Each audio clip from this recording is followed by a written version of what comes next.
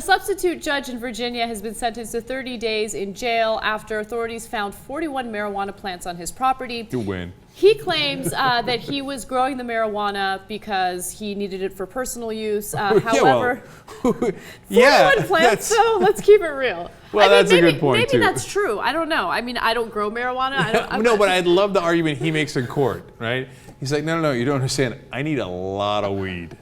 Okay, it's for personal use. I just smoke all the frickin' time. Okay, so I want to read you his exact quote. It's Judge James Allamong Jr. He says, that's the only reason I had this stuff. Obviously, I wish I had an opportunity to go another way where you can get medicinal marijuana in Virginia, but that's not an option. So I like this, activist judge. Yeah, give this guy a show, man. You know how all those judges get the show? Yes. The high judge.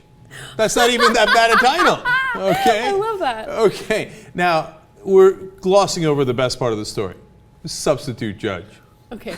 Come on, how fun is that title? He's referred to as a substitute judge. Basically what he does is he practices law and he fills in for judges, I guess when they're sick or when they're out. But he's basically, when you're in that kind of position, you're hoping that one of the judges retires and then you'll fill that position.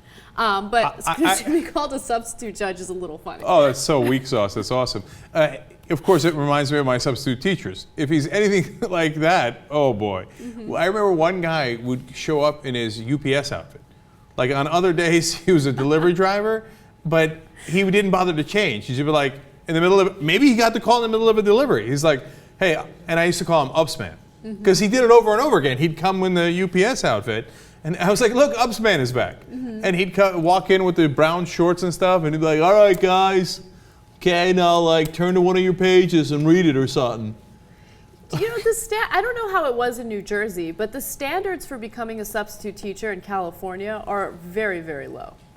Well, the Upsman did not clear a lot of bars. Okay, and I'm not saying that as an insult to substitute teachers, okay, because I know there are a lot of smart people out there. But all you have to do is take something called a CBEST, which is a standardized test here in California, and you pass it, and it has like remedial math. Okay, it has some algebra in it or whatever, but it's so easy. I mean, it was so easy that I passed it, like the algebra part. I'm not exactly the best at math. Okay, always reminds me of Miss Rasa. When we asked her, she was a real teacher. And we're like, oh, Miss Rasa, you're a math teacher. I have an algebra problem. Can you help me with it?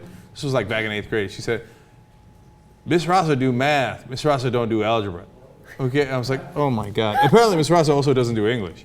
Okay. So I had some questionable teachers in the past, but I will tell you, Mrs. Umbrella was a legendary substitute teacher. To go back to that, sometimes, you know, some of the best teachers are substitute teachers, and she was their go-to guy. She was the 6th man of the year, right? Like whenever somebody was out, if you got Mrs. Umbrella, they're like, ooh, this one's serious. And once she filled that in for one of my teachers who was pregnant and then delivered, and so she filled in for months and months in history class. Mm-hmm. And she did the coolest thing ever that I still remember to this day.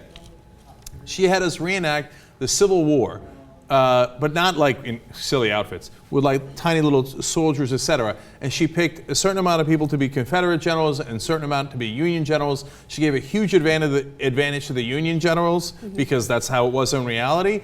But she took the smartest kids and put them in as the Confederate generals. And we held them off. Can you tell which side I was on?